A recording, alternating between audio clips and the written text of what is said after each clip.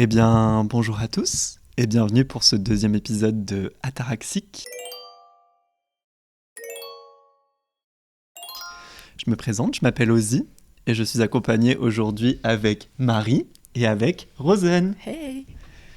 Est-ce que... déjà, je vais vous laisser vous présenter. Moi c'est Marie, j'ai 19 ans, je suis à I9 Campus avec Ozzy et Rosen, et puis voilà. Et ben moi c'est Rosen, j'ai 19 ans aussi. Je suis dans la même classe que mes amis ici présents. Et voilà, en audiovisuel, j'adore. C'est parti. Alors, comme sujet aujourd'hui, nous allons parler de créativité. Donc, ce qui est un sujet quand même assez large. Comme premier point, je dirais plutôt, est-ce que vous pouvez définir ce que c'est la créativité ? De votre point de vue, bien évidemment, pas d'un point de vue non plus super large. Est-ce que vous avez une idée ? Est-ce qu'il y a quelque chose qui vous vient en tête ? Pour moi, la créativité, c'est en vrai un peu pourquoi j'ai le mot du podcast. Genre, pour moi, c'est vraiment l'ataraxie, la plénitude, se sentir tranquille et tout. C'est vraiment un truc personnellement qui me fait du bien. Genre, c'est limite thérapeutique pour moi, être créatif. Pour moi, la créativité, c'est aussi un synonyme de liberté. Ouais. C'est aussi un moyen de projeter ses expériences. C'est presque thérapeutique, en vrai, d'une certaine façon, de pouvoir imager des choses qu'on vit. Et ce que je trouve bien aussi, c'est que ça peut soit résonner chez des gens aussi qui l'ont vécu, ou alors que les gens qui n'ont pas vécu la même chose que nous se mettent à notre place. Ouais. Et aussi, il y a tout un rapport esthétique. C'est quand même quelque chose de très engagé, le fait d'être créatif. Il y a beaucoup de parti pris. Mais pour rester vaste, je dirais plutôt que c'est un vrai synonyme de liberté. Ouais, je suis d'accord, c'est vrai. Ouais, j'allais dire exactement la même chose. C'est vrai ? Ouais, vraiment, genre mode liberté, tout, comment dire... se libérer en fait. On est libre ? On est libre. On est libre, et puis voilà. Et puis voilà, moi j'ai pas d'autre chose à dire. Ok, on va passer Vous avez tout dit, mes amis. Eh ben, on est là, quoi. On va passer sur le mandala, comme ça, puisque le thème du podcast reste de se détendre. Oui. Je vous laisse choisir parmi les mandala qu'il y a juste ici. C'est parti, on va essayer de faire deux choses en même temps. Let's go. On y croit. Oui. Pour parler de créativité, j'aimerais savoir aussi ce qui vous inspire, en règle générale, dans votre art, ce que vous aimez créer et où vous puisez... parce qu'on ne va pas se mentir, généralement, quand on crée, inconsciemment, on s'inspire de tout ce qu'il y a autour de nous, que ce soit de l'art d'autres personnes, peu importe le type d'art, ou alors de personnes, ou alors de vécu. Et j'aimerais savoir ce qui vous inspire en règle générale. Tu veux y aller ou... Vas-y, moi je trouve encore là.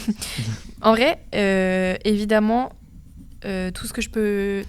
En fait, l'art que je peux voir autour de moi, que ce soit des films, des peintures, je sais pas, de la musique, un peu tout, ça m'inspire. Mais pour moi, ce qui m'inspire le plus, c'est ce que j'ai pu vivre ou le vécu des autres personnes autour de moi.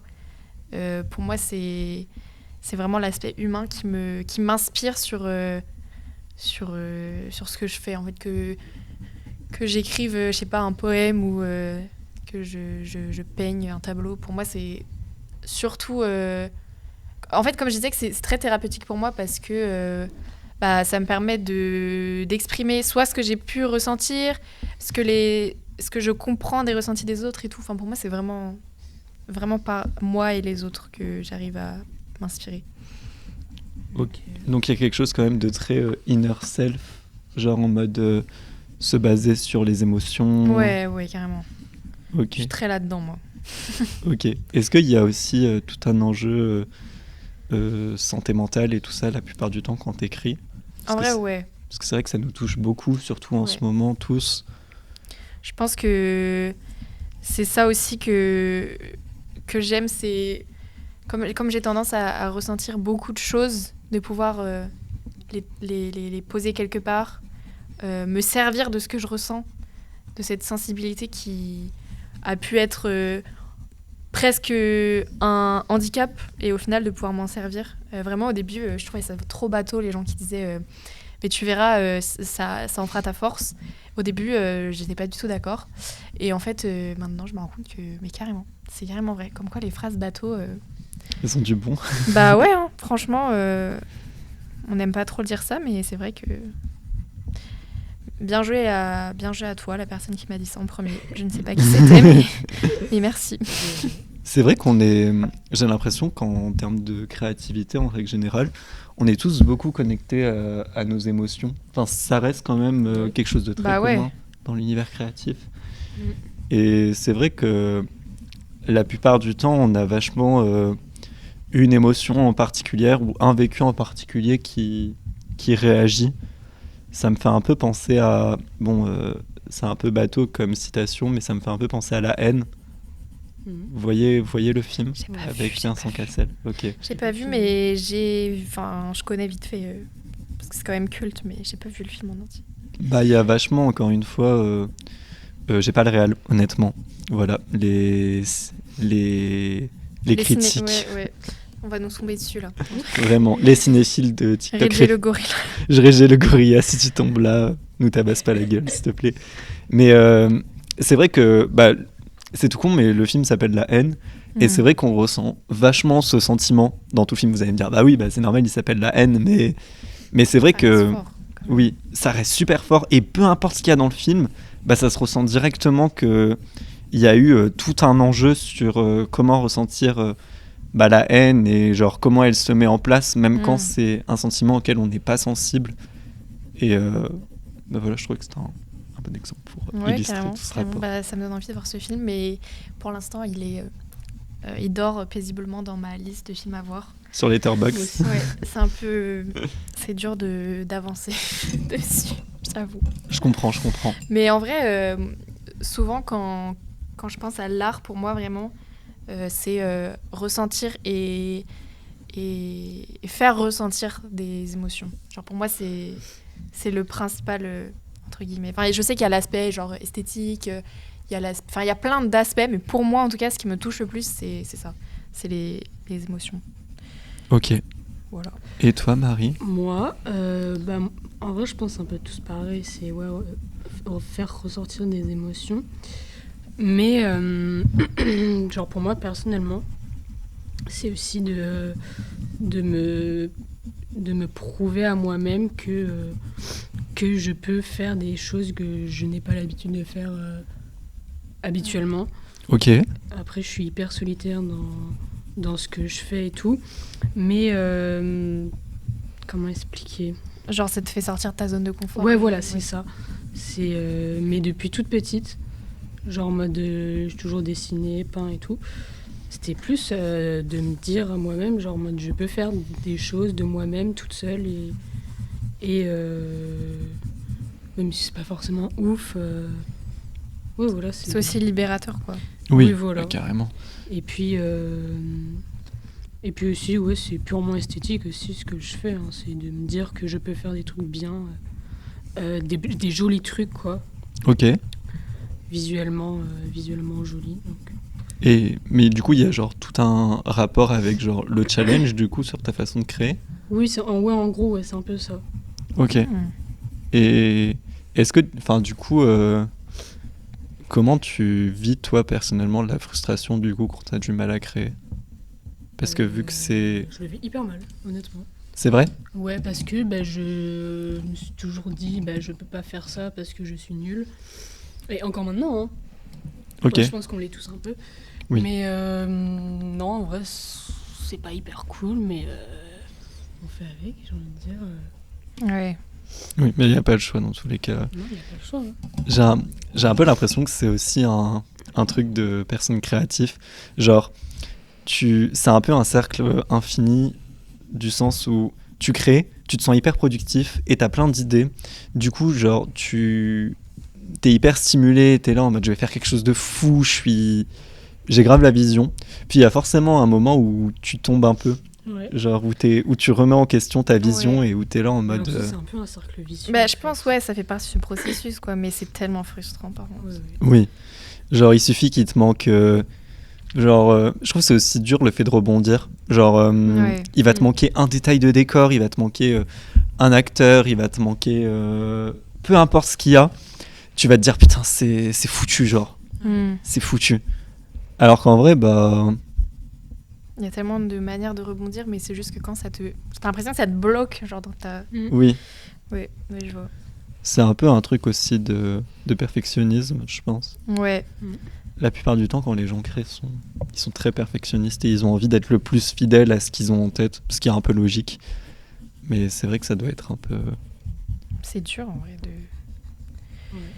Enfin, de justement se dire, partir du principe qu'il y aura forcément des contraintes, c'est un peu démoralisant. Oui. Mais en même temps, en fait, quand tu les surmontes, c'est incroyable. C'est là où tu te dis que t'as gagné, genre. C'est ça. Puis, il y a quand même quelque chose de très... Enfin, je sais pas comment dire, mais d'un côté, si le processus serait aussi simple, je sais pas si finalement... Enfin, il y aurait encore ce truc de... Waouh, j'y suis arrivé, entre guillemets. Ouais, que... c'est sûr. Parce que si c'est trop simple, c'est boring, quoi. Bah oui. Puis, on va pas se mentir, les complications, on les a tous eu. Enfin, on fait de la vidéo, les problèmes de cam, les problèmes de tournage, oui, non, mais c'est sûr. les problèmes d'acteurs, les problèmes de décor. Enfin, on en a bouffé comme on n'en peut plus.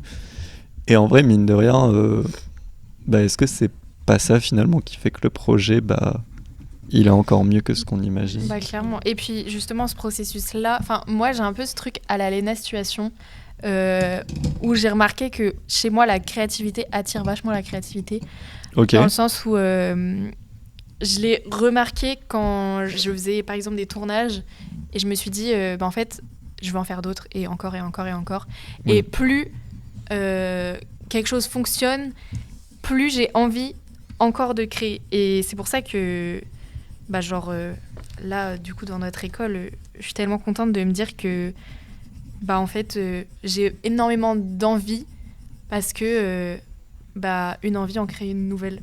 Oui. Et c'est un peu le truc du plus égale plus, je vais pas mentir. Mais chez moi, c'est vraiment très flagrant, en tout cas. C'est comme tu disais tout à l'heure, genre, on dit souvent « Ah, c'est des phrases bateau », mais quand on les vit, on est un peu là en mode « Ah ». En fait, c'est vrai. La phrase bateau, finalement, elle est un peu sympa quand même. Oui. Je voulais savoir, est-ce qu'il y a des artistes en particulier qui vous inspirent, ou alors des créateurs de contenu? Est-ce qu'il y a des noms qui vous reviennent, ou alors des genres, des... Tellement. En vrai, j'ai peur d'en oublier. Pas moi du tout là-dessus. Ok. Mais vas-y, dites les autres. Moi, je dirais... en fait, dans beaucoup de sphères différentes. Dans le cinéma, je sais que Damien Chazelle m'inspire beaucoup, Emma Stone. Dans la musique, il y a par exemple Adele. Ok. En francophone, il y a genre Maxence. Bref, en fait, j'ai l'impression qu'à chaque fois, il y a tellement de gens qui m'inspirent. Et j'en parlais sur l'épisode de l'enfance. Pour moi, c'est sain, en fait, d'avoir... et pour moi, c'est presque... Bon, évidemment, sous un certain degré, mais pour moi, c'est presque obligatoire, pour moi, en tout cas, d'avoir des personnes qui m'inspirent. Je sais pas si ça fait sens, ce que je dis. Bien sûr. Bien sûr. Je sais pas comment dire, mais ça fait un peu bateau, ce que je vais dire. Mais bon, c'est un peu le thème, finalement, j'ai l'impression, de ce podcast. J'ai l'impression que c'est en trouvant les autres qu'on se trouve soi-même. Ouais, non mais grave. Grave. Genre, on va regarder, je sais pas, un certain esthétique ou un certain type d'art, tout simplement, une certaine production. Et c'est en regardant ça qu'on va se dire, ok, j'ai trouvé ce qui m'anime et j'ai trouvé ce que je veux faire. Ouais. C'est qui vos inspirations? Marie, est-ce que tu en as certaines que tu vas nous partager? Je vais dire Marie est mon inspiration. Marie m'inspire au quotidien, en effet. Merci, meuf. Je n'ai pas de personne en particulier. Ok. Moi, c'est plus un style en vrai. Ouais. Moi, j'aime bien l'abstrait. Mais que ce soit dans tout, en fait. Genre en mode pas un truc, un domaine en particulier, mais déjà depuis petite, quand j'étais petite, je dessinais, je me suis mise à la peinture après en grandissant, mais ça a toujours été hyper abstrait ce que j'ai fait. Ok. Et puis maintenant, que je suis ici à l'école et que j'essaie de regarder un peu ce que je peux faire et tout, c'est hyper abstrait en fait, je me suis rendu compte. Mais je pourrais pas donner de nom ou d'exemple et tout, mais je C'est un sais genre pas. plus. Ouais, Enfin, un genre, un ouais. style. Et cet abstrait que tu fais, est-ce qu'il a pour but de représenter quoi que ce soit ou c'est purement esthétique? Ben non, je pense que c'est juste esthétique. Ok, Je trouve ça tellement stylé. ça l'est, Oui, Ça l'est, meuf. réel. vraiment. Ça l'est. Et Après, chacun ses goûts, chacun ses couleurs, évidemment. bien sûr. Mais non, j'ai toujours hyper kiffé l'abstrait. Ok. Mais après, dans l'abstrait, il y a de tout aussi. Oui. Mais non, voilà. Et toi aussi. Moi personnellement, je suis très très très inspiré. Alors, peut-être inattendu, mais d'un autre côté, pas tant que ça. Je suis très inspiré par la religion. Ok. Ah ouais. Ouais. Je suis très très très inspiré par la religion. Parce que déjà, j'ai grandi dans une famille extrêmement religieuse. Ouais. Et donc, du coup, c'est un peu. Ça a un peu façonné comment t'es aujourd'hui. Genre, ça résonne toujours en toi. Oui, même si actuellement, je ne suis pas du tout quelqu'un de religieux. C'est quelque chose avec lequel j'ai toujours grandi. Enfin, je sais pas si on peut dire ça, mais je suis littéralement de culture religieuse. Enfin, j'ai toujours vu des figures religieuses autour de moi. On m'a toujours appris des choses sous un spectre religieux. Et du coup, je pense que inconsciemment, c'est quelque chose qui résonne beaucoup Ouais. dans mon art. Surtout que, en étant une personne queer, j'ai l'impression qu'on a un peu tous le même vécu. Les personnes queer qui ont vécu sur un spectre religieux, parce que on a souvent grandi dans des familles où soit les points de vue très excentriques, ou alors même la façon dont on relationne, c'était hyper compliqué de le mixer avec la religion. Et du coup, j'ai l'impression qu'on a très souvent tendance à en parler. Mais je suis très inspiré aussi par l'horreur. J'aime beaucoup les choses qui font peur. J'aime beaucoup le cinéma de genre, notamment le body horror, tout ce qui est Caroline Flagia, tout ce qui est Julie Ducournau, donc qui a fait Titane, si vous avez vu. C'est du cinéma très très expérimental. Et perso, je suis vraiment fan parce que j'ai l'impression que ça débloque un peu des sensations qu'on n'expérimente pas tous les jours. Ouais, c'est inédit quoi. Carrément. Surtout tout ce qui est frustration. Je sais pas pourquoi, j'aime. Ça revient aussi beaucoup avec le fait d'être inspiré par la religion, mais. Enfin, de mon rapport à la religion en tout cas. Mais j'aime beaucoup J'aime beaucoup mettre les gens en tension, perso, quand je crée. Et créer de la frustration, je trouve ça un peu cool. Et sinon, je suis très très inspiré par le drag, en règle générale. Parce que je trouve ça... J'aime beaucoup l'absurde, j'aime beaucoup tout ce qui est grotesque, tout ce qui va trop loin. Et du coup, en référence drag, je suis très inspiré par Divine et en règle générale les films de John Waters qui représentent le drag comme quelque chose d'hyper genre dans un esthétique un peu crado qui bouscule les normes. Et je pense que ça résonne aussi beaucoup. J'aime beaucoup l'art politique aussi. Enfin, en règle générale, c'est un peu tout ça qui m'anime. Je pense à une question. Mais vous attendez que l'inspiration arrive pour créer, ou vous vous posez en attendant que l'inspiration arrive? Genre, est-ce que vous la provoquez, cette inspi, ou est-ce que vous attendez que ça vous tombe dessus, entre guillemets? Moi, j'attends que ça me tombe dessus, honnêtement. C'est vrai? Ouais. Je suis pas là à chercher, à me forcer. Ok. Parce qu'en fait, si j'ai rien, j'ai rien. Et je force pas. Ok. Donc j'attends que... J'attends que ça vienne, genre. Ouais, j'attends que ça vienne. Oh non, elle est cassée, la mine. Oh non. Ah, t'as crayon, help. Ah. Absolument pas. Aïe. Ah, la prod a un... La prod. La S'il prod. vous plaît, passez-nous un taille crayon par pitié. Merci, meuf. Du coup, t'es pas le genre de personne qui va provoquer son inspiration. Absolument pas. Et c'est peut-être un défaut parce que du coup, si j'ai rien, bah je fais rien et voilà. Ok. Donc c'est pour ça, je me dis peut-être faudrait que je me force, en vrai. Ben, est-ce que c'est une bonne idée en vrai de se forcer? Toi, tu le vois comment? Bah, je sais pas. Moi, je dirais que ça dépend vraiment des périodes parce qu'il y a des périodes où bah juste j'attends que ça vienne et quand ça vient, je suis trop contente. Mais c'est vrai que ça m'arrive parfois de me poser et de me dire là, je sens que j'ai... Bah, en fait, d'un côté, si, ça me tombe un peu dessus parce que je sens que j'ai genre besoin de, je sais pas, d'écrire. Et donc, en soi, c'est le besoin d'écrire, il est un peu tombé sur moi comme ça. Mais du coup, je vais vraiment réfléchir et je pense que peut-être en provoquant l'inspi, au bout d'un moment, je sais pas, j'ai jamais été jusque-là à tous les jours, genre me poser pour que mon cerveau s'habitue à créer, mais peut-être que ça fonctionne, je sais pas du tout. Si au bout d'un certain temps, faudrait que je teste, mais j'ai pas le temps. Mais en vrai, peut-être que justement, si tu te poses, je sais pas, 20 minutes tous les jours devant une page blanche, bah peut-être qu'au bout d'un moment, t'es habitué à chercher vite. Et je sais pas du tout comment ça fonctionne, j'aimerais bien tester, mais c'est vrai que c'est trop dur et c'est frustrant aussi, quoi, de rien trouver et de se dire, bah en fait, j'arrive pas. Genre, c'est démoralisant et t'as l'impression que t'arriveras jamais.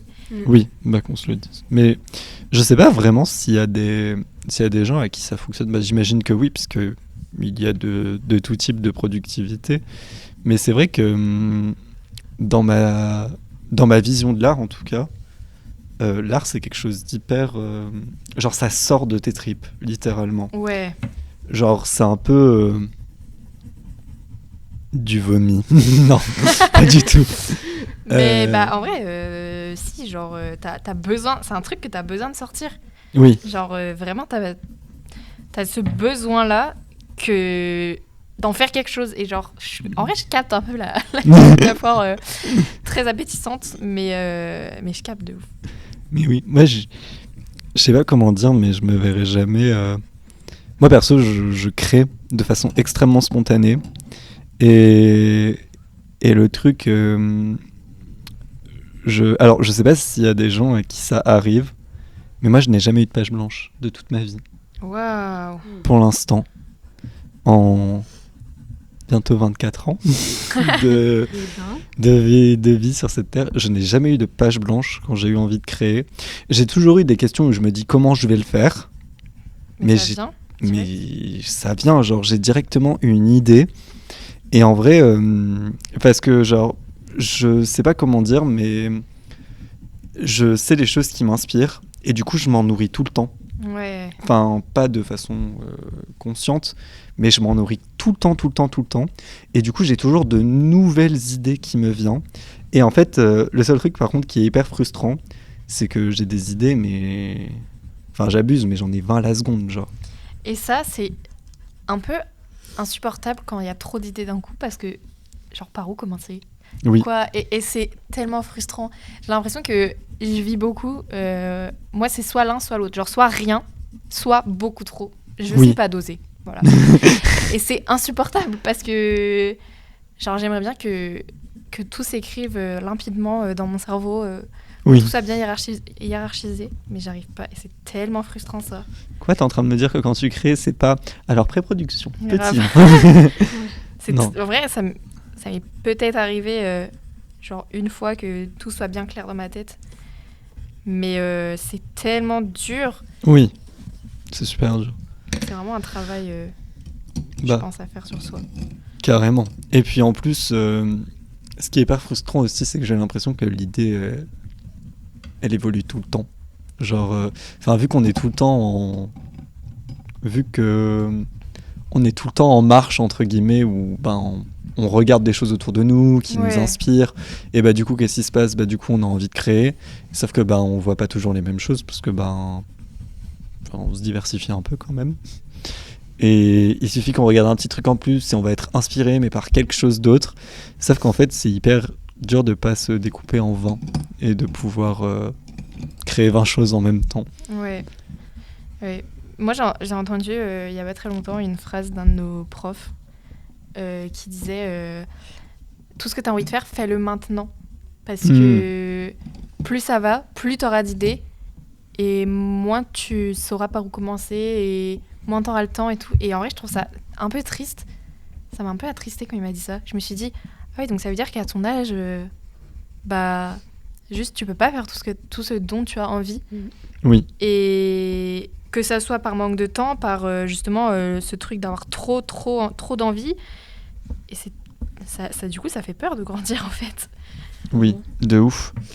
Et je sais pas comment dire, mais j'ai l'impression aussi que quand on est créatif, il y a ce truc où un jour ça va s'arrêter. Ouais. J'ai l'impression que c'est quelque chose qu'on nous répète tout le temps en Mais tout cas. oui, bah, en fait, ouais, on a grandi comme ça. On nous a toujours mis ça dans la tête. Oui, Et je trouve ça fou. J'ai l'impression qu'on dit moins ça à des sportifs, par exemple.